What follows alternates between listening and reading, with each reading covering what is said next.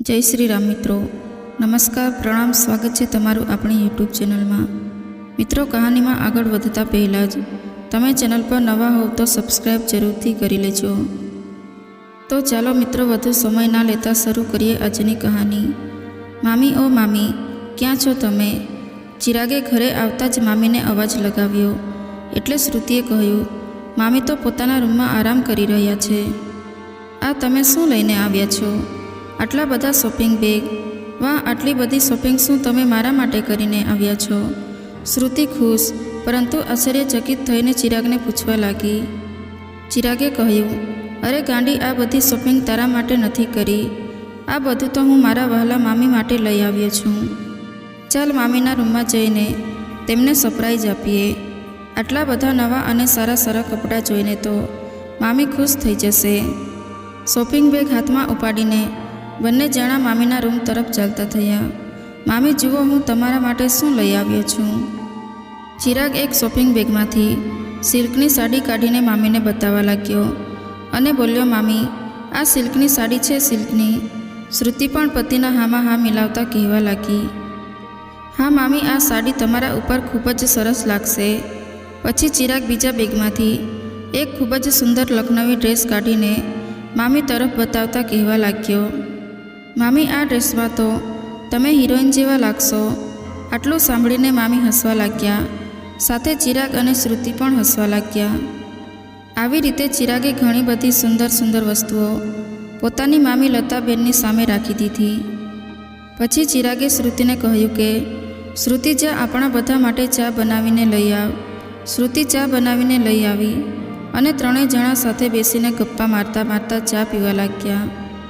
ત્યારે શ્રુતિએ ચિરાગને ઈશારો કરીને પોતાના રૂમમાં આવવા માટે કહ્યું। બંને પતિ પત્ની ઊભા થઈને પોતાના રૂમમાં જતા રહ્યા। રૂમમાં આવતા જ શ્રુતિ દરવાજો બંધ કરીને ચિરાગ પર વરસી પડી, કહેવા લાગી, તમારું દિમાગ તો ઠેકાણે છે ને? આખરે શું જરૂર હતી તમારે આ જાડી માટે આટલી બધી મોંઘી વસ્તુઓ ખરીદવાની? આજ સુધી પત્ની માટે પણ ક્યારેક સિલ્કની સાડી અને લખનવી ડ્રેસ લઈને આવ્યા છો। 7 વર્ષ થઈ ગયા છે લગ્નને, પણ જો ક્યારેય ભૂલથી પણ પત્ની માટે ગિફ્ટ લઈને આવ્યા હોય શ્રીમાન? શ્રુતિ ગુસ્સામાં ચિરાગ પર રાડો પાડી રહી હતી એટલે ચિરાગે પત્નીનો ગુસ્સો શાંત કરતાં કહ્યું, મારી વહાલી, તું ગુસ્સો કેમ કરી રહી છે? તું તો જાણે જ છે કે હું આ બધું આખરે તારા માટે અને આપણા દીકરા માટે જ કરી રહ્યો છું। એક વખત, બસ એક વખત આ જાડી મામીની પ્રોપર્ટી આપણા હાથે લાગી જાય તો આપણો બેડો પાર થઈ જાય। તને ખબર પણ છે કે મામા કરોડોની પ્રોપર્ટી મૂકીને ગયા છે, પણ આ જાડી આટલી સહેલાઈથી માનવાવાળામાંથી નથી। આપણે ખૂબ જ પ્રેમથી આ મોટી માછલીને આપણા જાળમાં ફસાવવી પડશે। શ્રુતિ, જે ખૂબ જ ધ્યાનથી પતિની વાતો સાંભળી રહી હતી, તે વિચાર કરતાં બોલી, હા, તમે ઠીક જ કહી રહ્યા છો। અત્યારે થોડા રૂપિયા ખર્ચ કરીને જે કરોડોનો માલ આપણા હાથમાં લાગવાનો છે તે વિચારીને જ મારા મનને શાંતિ મળી જાય છે। જાડી પાસે એટલી બધી મિલકત છે કે આપણી 7 પેઢી પણ આરામથી બેસીને ખાઈ શકે। પછી શ્રુતિ કંઈક વિચારમાં પડી ગઈ અને કહેવા લાગી, ચિરાગ, જો આ જાડીએ પોતાની મિલકત આપણા નામે ના કરી તો? ચિરાગ બોલ્યો, અરે ગાંડી, આ જાડીની આગળ પાછળ છે જ કોણ? આપણા સિવાય તેની સામે જોવાવાળું બીજું છે કોઈ? આખરે જશે ક્યાં આ જાડી? ચિરાગ અને શ્રુતિ પોતાની મામીની મિલકત મેળવવા માટે પૂરો પ્લાન બનાવી રહ્યા હતા અને ત્યાં આ બંનેના પ્લાનથી બેખબર લતાબેન વિચાર કરી રહ્યા હતા કે મારો ભાણેજો અને વહુ મારી કેટલી સેવા કરે છે, બંને કેટલા સારા છે। લતાબેન પોતાના માતા પિતાની લાડલી દીકરી હતા। તેમના પિતાજીનું અવસાન હાર્ટ એટેકના કારણે અચાનક થઈ ગયું હતું, એટલે નાની ઉંમરમાં જ તેમના લગ્ન કરાવી દીધા હતા। લતાબેનના લગ્ન ખૂબ જ સુખી સંપન્ન પરિવારમાં થયા હતા। તેમના પતિ હરેશભાઈ તો તેમને જીવથી પણ વધારે પ્રેમ કરતા હતા અને લતાબેનના સાસુ પણ આખો દિવસ લતા લતા કરતા રહેતા। ઘણા બધા નોકર ચાકર લતાબેનની આગળ પાછળ ફરતા રહેતા હતા। લતાબેનના સાસુ વિજયાબેન પણ તેમને કોઈ કામને હાથ લગાડવા દેતા નહોતા, તેમને હથેળીમાં રાખતા હતા। ઘરમાં ખાવા પીવાની અને પહેરવા ઓઢવાની કંઈ પણ કમી નહોતી। સાસરામાં લતાબેનને દરેક ખુશીની પ્રાપ્તિ થઈ, જેની એક છોકરીને ઈચ્છા હોય છે, પણ સંતાન સુખથી વંચિત રહ્યા. લગ્નના 7 વર્ષ પછી પણ લાખો કોશિશ કરવા છતાં લતાબેનને સંતાન સુખ મળી શક્યું નહોતું. છતાં હરેશભાઈનો પોતાની પત્ની પ્રત્યે જે પ્રેમ હતો તે જરાય ઓછો થયો નહોતો. પણ વિજયાબેનનું વર્તન હવે લતાબેન પ્રત્યે વિપરીત થઈ ગયું હતું. વિજયાબેન પોતાની વહુને જે સ્નેહ, સન્માન અને પ્રેમ આપતા હતા, હવે તે પ્રેમ અને સન્માન ધૂતકાર અને મેણાટોણામાં બદલી ગયો હતો. લતાબેનને વાતે વાતે વાંજળી હોવાના મેણા સાંભળવા પડતા હતા. લતાબેનને હવે મનહૂસ સમજવામાં આવતા હતા. જ્યારે પણ સગા સંબંધીઓમાં કોઈ સ્ત્રીનો ખોળો ભરવામાં આવતો હતો, લતાબેનને તેમના સાસુ એમ કહીને રોકી દેતા કે પોતાનો મનહૂસ પડછાયો લઈને ત્યાં ન જાતી. લતાબેન અંદરને અંદર ઘૂંટાતા રહેતા. લતાબેન મંદિરમાં જઈ જઈને ભગવાનને પ્રાર્થના કરતા રહેતા. તો ક્યારેક વ્રત અને માનતા પણ રાખતા કે તેમના આંગણામાં પણ બાળકોની કિલકારીઓ ગૂંજે, તેમનો ખોળો પણ સૂનો ના રહે. ઘણી વખત બંને પતિ પત્નીએ વૈષ્ણો દેવી અને કેદારનાથ જઈને માનતાઓ પણ માની, પણ ભગવાનની મરજી આગળ કોનું ચાલે છે. ઘણી વખત બંને પતિ પત્નીએ વિજયાબેનને બાળક દત્તક લેવા વિશે પણ વાત કરી, પણ વિજયાબેને એમ કહીને ના પાડી દીધી કે પોતાનું લોહી પોતાનું જ હોય છે. વિજયાબેન તો વહુને સંભળાવવાની કોઈ તક જવા દેતા નહીં. પોતરાનું મોઢું જોવાનું સુખની રાહ જોતા જોતા વિજયાબેન સ્વર્ગવાસી થઈ ગયા. થોડા વર્ષો પછી હરેશભાઈ પણ આ દુનિયામાં લતાબેનને એકલા મૂકીને પરલોક સિધાવી ગયા. કોઈ પણ માણસ જુવાની તો ગમે તેમ કરીને પસાર કરી લે છે, પણ ઘડપણમાં કોઈને કોઈનો આશરો જોઈએ જ છે. લતાબેન હવે એકદમ એકલા પડી ગયા હતા. તેમના ઘરડા હાડકાને પણ કોઈકના સહારાની જરૂર હતી. અને વાત એમ પણ હતી કે લતાબેન હવે પોતાને અસુરક્ષિત મહેસૂસ કરવા લાગ્યા હતા કે ક્યાંક પ્રોપર્ટીની લાલચમાં કોઈ તેમને નુકસાન ન પહોંચાડી દે. એટલે તેમણે પોતાના ભાઈના દીકરા અને વહુને પોતાની સાથે પોતાના ઘરમાં રાખવાનો નિર્ણય લીધો. વિચાર્યું હતું કે ભાણેજ અને વહુના આવવાથી ઘરમાં રોનક તો થશે જ, સાથે જ જે સંતાન સુખથી હું આખી ઉંમર વંચિત રહી, કમસે કમ ઘડપણમાં મને તે સુખ તો મળી શકશે. અરે આ શું મામી, તમે એકલી ચા પી રહ્યા છો? એમ કહેતા ચિરાગે શ્રુતિને અવાજ દીધો. શ્રુતિ, જરાક અહીં આવજે તો. શ્રુતિ રસોડામાંથી બહાર આવી અને બોલી, શું થયું? ચિરાગ બોલ્યો, અરે તે મારા મામીને ખાલી ચા જ પીવડાવી દીધી. જરાક ચા સાથે પેલા બટર કૂકીઝ પણ લઈ આવ, જે હું કાલે લઈ આવ્યો હતો. એટલે શ્રુતિ કૂકીઝ લેવા રસોડામાં જતી રહી અને અહીં ચિરાગ મામીના પગ દબાવવા લાગ્યો. લતાબેને ચિરાગને કહ્યું, બસ બેટા, તું આટલી બધી સેવા ન કર મારી. તમે લોકો આટલું બધું ધ્યાન રાખો છો મારું, મને આટલો બધો પ્રેમ અને સન્માન આપો છો, તે જ મારા માટે ઘણું છે. તમારા જેવા દીકરા અને વહુ મેળવીને હું તો ધન્ય થઈ ગઈ. ત્યારે શ્રુતિ રસોડામાંથી કૂકીઝ લઈને આવી અને લતાબેનના હાથમાં દેતા બોલી, નાના મામી, આ તો અમારું સૌભાગ્ય છે કે અમને તમારી સેવા કરવાની તક મળી રહી છે. હું અને ચિરાગ તો પોતાને ખૂબ જ ભાગ્યશાળી માનીએ છીએ કે અમને તમારા રૂપમાં એક માનો પ્રેમ મળી રહ્યો છે અને અમારા દીકરાને દાદીનો પ્રેમ મળી રહ્યો છે. શ્રુતિ પણ વાતો કરતાં કરતાં લતાબેનના પગ દબાવવા લાગી ગઈ. બીજા દિવસે સવારે લતાબેનના ઉઠવા પહેલાં જ શ્રુતિએ તેમના નહાવા માટે પાણી ગરમ કરીને રાખી દીધું અને તેમના કપડાં પણ સારી રીતે પ્રેસ કરીને રાખી દીધા. બાથરૂમમાં ટુવાલ અને બાકી સામાન પણ પહેલાંથી જ તૈયાર રાખી દીધો. જેવા લતાબેન ઉઠ્યા તરત જ શ્રુતિ દોડીને સૌથી પહેલાં તેમના માટે ચા લઈ આવી અને પછી જેવા લતાબેન બાથરૂમ તરફ આગળ વધ્યા તો કહેવા લાગી, મામી, આજે જરાક ઠંડક વધારે છે એટલે તમે ઠંડા પાણીથી ન નહાતા.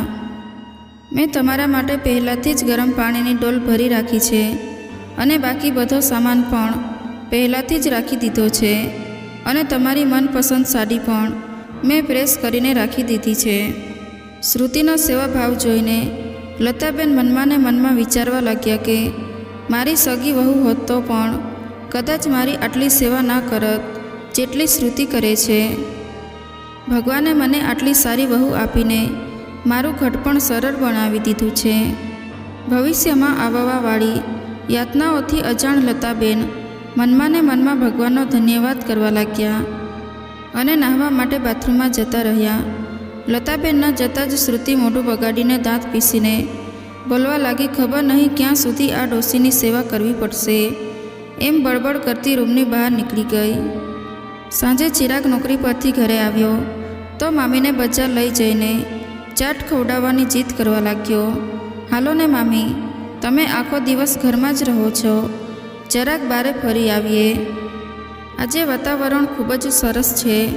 શ્રુતિ પણ ચિરાગનો સાથ દેતા મામીને મનાવવાની કોશિશ કરતાં કહેવા લાગી, હા મામી ચાલો ને પ્લીઝ, જૈન ચાટ ભંડારની ચાટના બધા ખૂબ જ વખાણ કરતા હોય છે.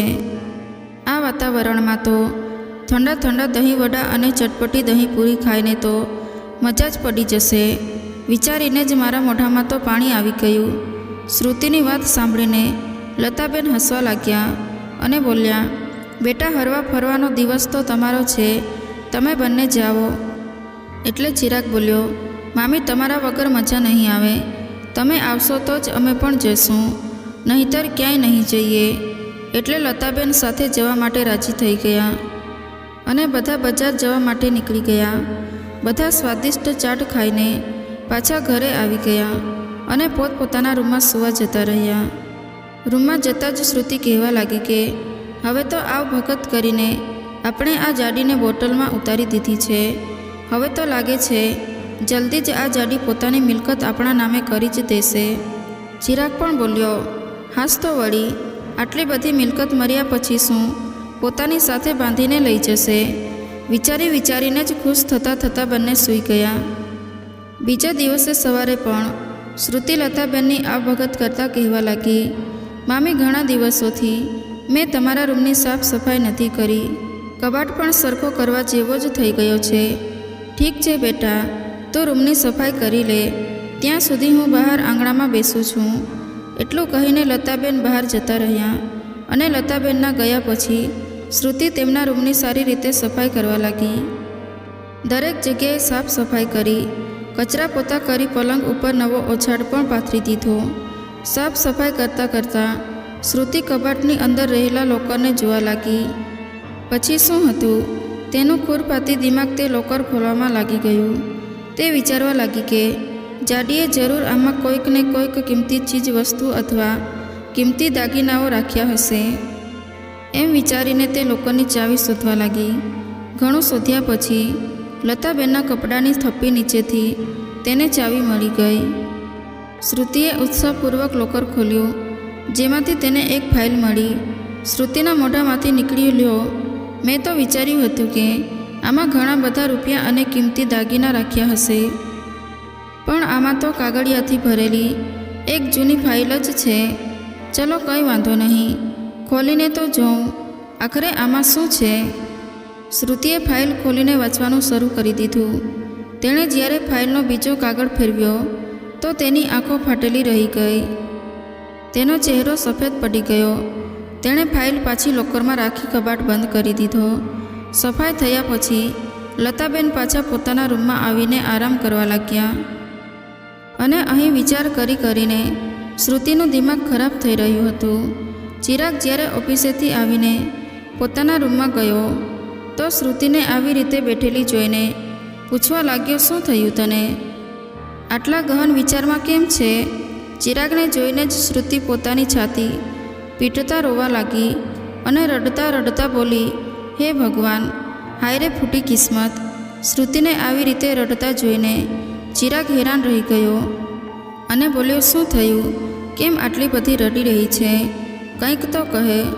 રડતા શ્રુતિ કહેવા લાગી કે તમે દિવસ રાત મિલકતના ચક્કરમાં મારી પાસે આ જાડીની સેવા કરાવડાવી, જ્યારે આ જાડી ડોશીએ તો પહેલાંથી જ પોતાની વસિયતની અંદર પોતાની બધી જ મિલકત મંદિરના નામે લખી દીધી છે.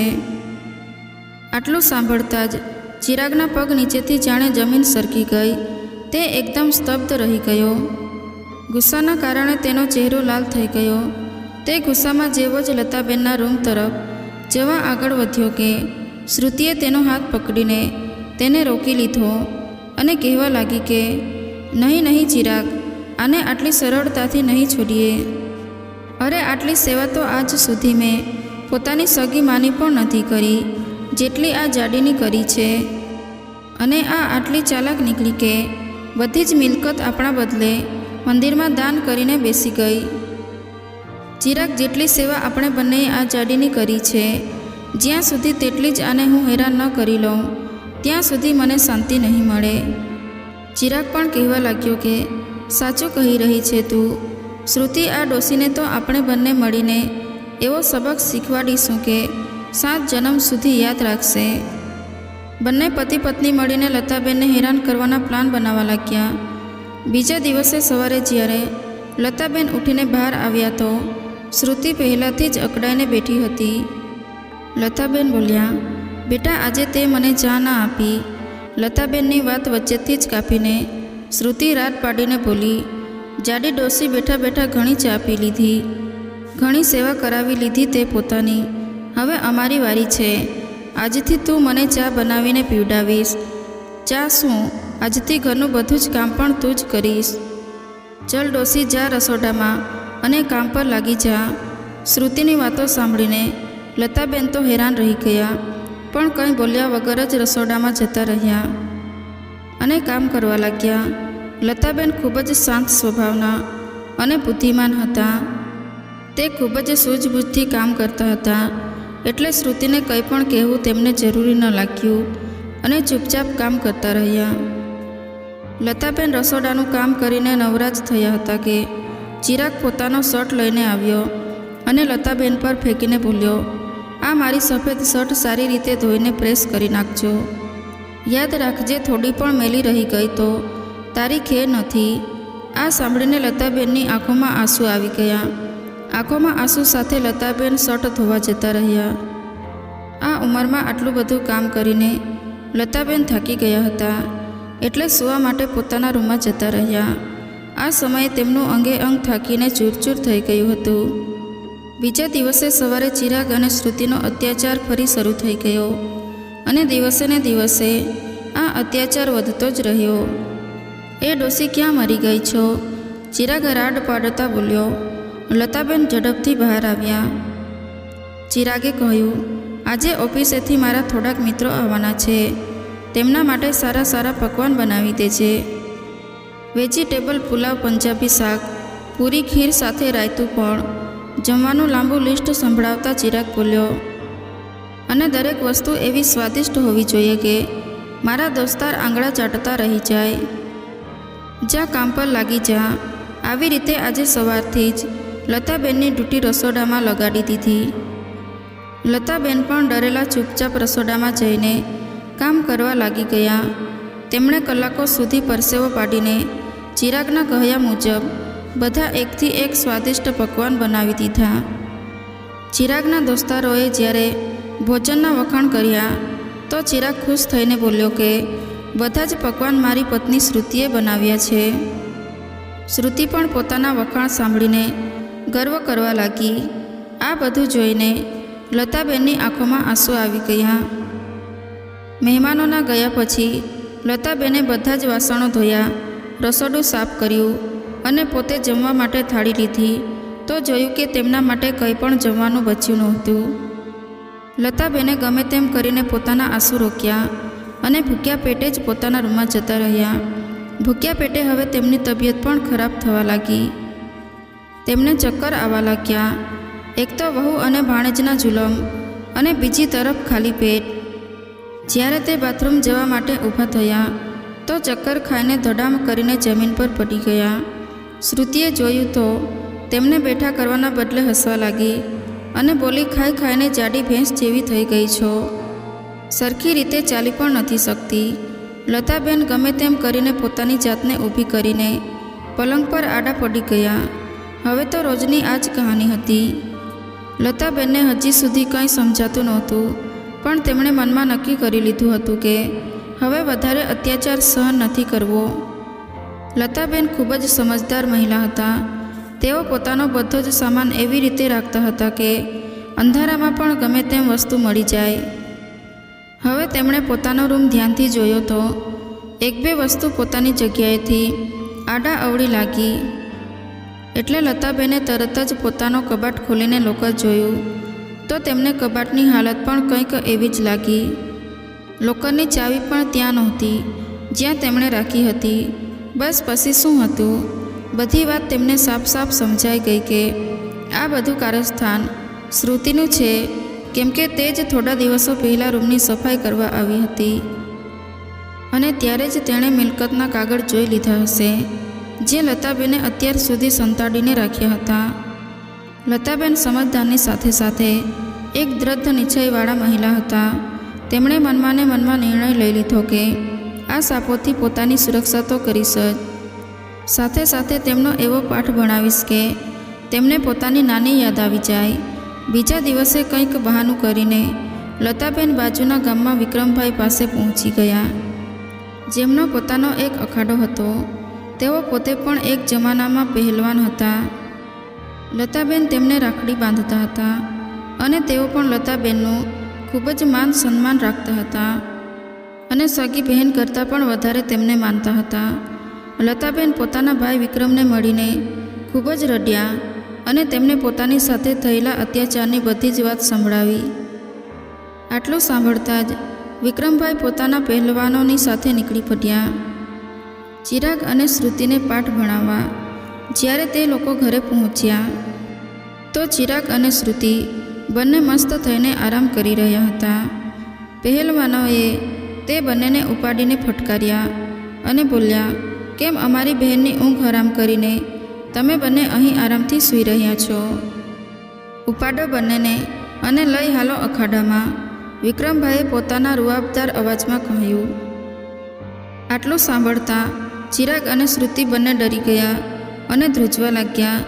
કોણ છો તમે લોકો અને અમને શું કામ મારી રહ્યા છો અને અમને અખાડામાં લઈ જવાની વાત કેમ કરી રહ્યા છો?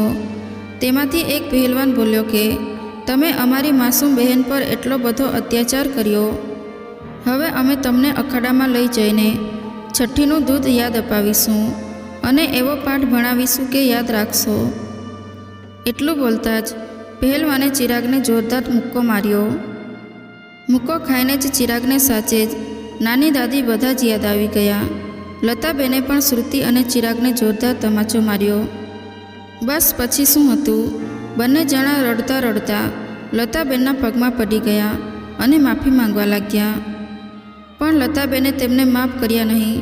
પહેલવાનો તો ત્યાં રાખેલી લાકડીઓ ઉપાડીને બંનેને ધોવા લાગ્યા. તેમણે કહ્યું, હવે માફીનો ટાઈમ ખતમ અને સજાનો ટાઈમ શરૂ. પહેલવાનોએ બંનેને ખૂબ જ ધોયા અને પછી બોલ્યા, પોતાનો જીવ બચાવવા માંગતા હોવ તો લતાબેનની આજુબાજુ તો ઠીક, પણ આ ગામમાં પણ નજર ન આવતા. આટલું સાંભળતા બંને જણા ઊભા પગે દોડ્યા. હવે લતાબેને શાંતિનો શ્વાસ લીધો અને પોતાના ઘરનું શુદ્ધિકરણ કરીને ખુશી ખુશી પોતાનું જીવન વિતાવવા લાગ્યા.